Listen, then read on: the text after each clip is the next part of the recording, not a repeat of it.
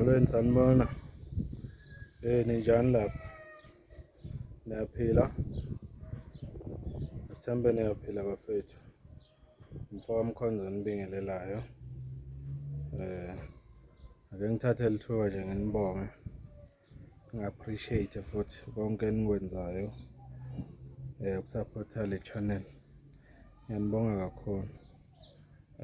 Ake ngamukele ngokukhethekile ama-new subscribers to this channel.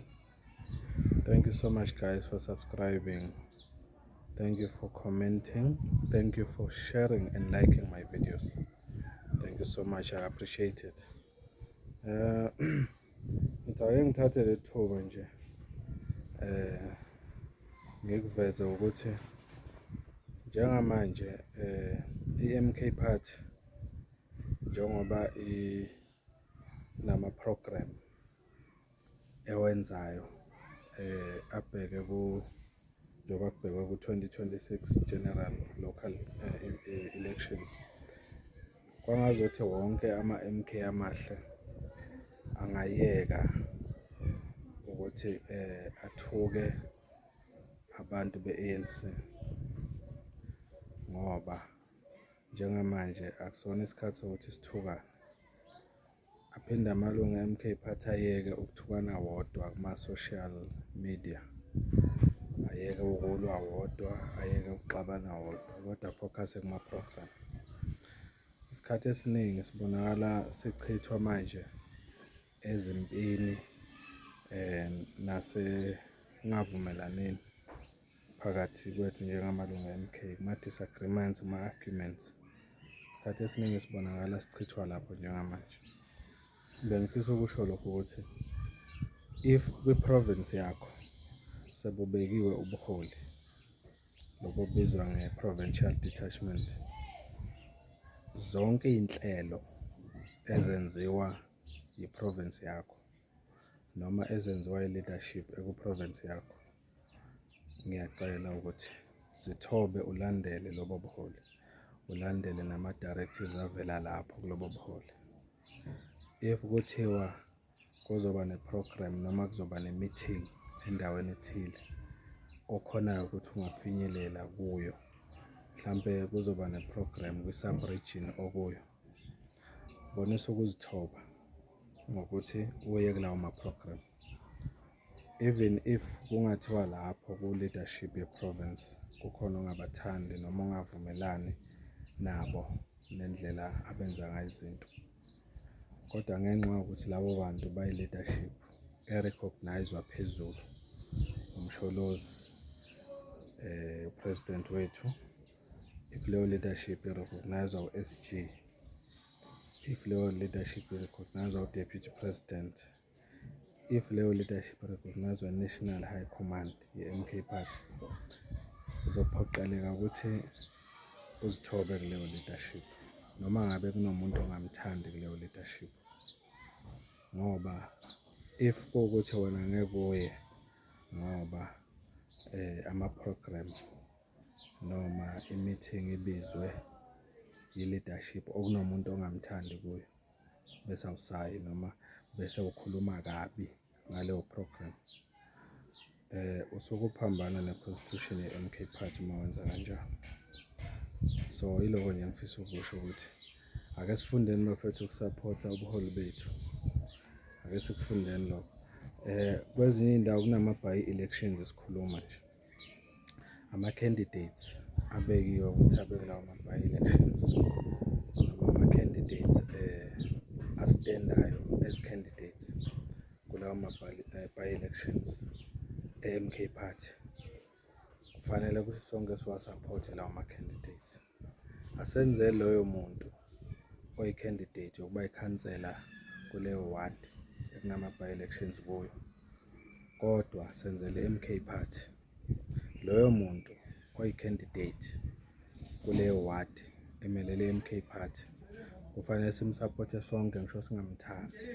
Uma nje kuthiwe ekugcineni kwawo konke nguye ozomela MK Party kuleyo ward, kufanele sikukhiphe ey'ngqondweni zethu nasenhlizweni zethu ukuthi isitha sami lesi noma umuntu engingamthandi, kodwa kufanele ukuthi sithi yi-MK Party le elwela ukuthatha leli ward.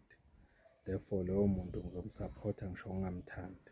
Yilokho-ke engifisa ukusho ukuthi ma-MK Amahle ake sifundeni ukusupporta yonke into eyenziwa i-MK Party endaweni yangakithi naku-province yangakithi. Support wonke lawo ma-program, support bonke abaholi ababekiwe. Uma sihluleka ukusupporta umuntu obekwe ukuthi abe i-candidate yama-by-elections kwi-ward esikhulu, so lokho kuyosibonisa ukuthi singabantu abangayihloniphi i-constitution ye-MK Party. Masifunda ukuzithoba, masifunda ukuzehlisa.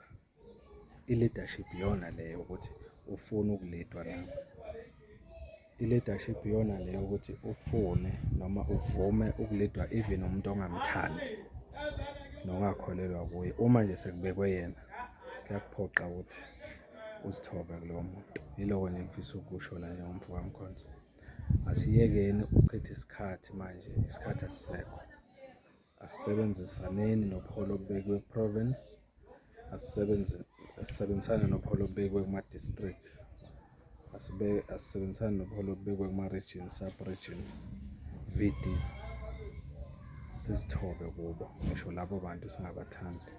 Uma nje sekuthiwe yibo labo, masihloniphe konke lokho. Umsholozi wokujabulela lokho futhi, ngoba ngicabanga ukuthi simphathisa nge-stress naye malo silwa sodwa, singathobelani sodwa, ukuthi kubekiwe ama-leader sibe siphakamisa nayo amagama amanye ngaleso sikhathi. Isikhathi asisekho bafethu, laba ababekiwe asisapothe bona, sibe semva kwabo silwele i-MK. Because uma singakwenzi lokho sizobukeka njengabantu abala ku-MK ukuzodestroy i-MK Party. If kuwukuthi asisupport ubuholi obukhona nobubekiwe, singayi kuma-programs abekwe labo baholi, kodwa kube nawethu esiwabekayo eceleni esifuna ukuthi ayosupportwa nawo lawo ma-program, kodwa thina singafuni ukusupporta ama-program abekwe ama-leader arecognizwa phezulu. Sine-problem lapho, sinenkinga. And if kuwukuthi sizosupporta ama-program abantu abalwa nobuholi, kodwa siwasupporte thina ama-program alabo bantu, nathi esisupporta lawo ma-program sinenkinga. Sibokwazi lokho ngaso sonke isikhathi ukuthi i-constitution ye-MK iyona okufanele ilandelwe. Ubuholi be-MK ibona okumele bulandelwe. Asiyifundiseni nje lokho bafethu, siyeke ukuba selfish, sizicabangele thina ney'fiso zethu kuphela. Sicabangele i-MK Party, sibeke yona phambili, sibeke i-constitution ye-MK Party phambili. Ngaleyo ndlela siyobe sibeka abantu base-South Africa phambili. Yiloko nje ngifisa ukusho la, akukho okuningi.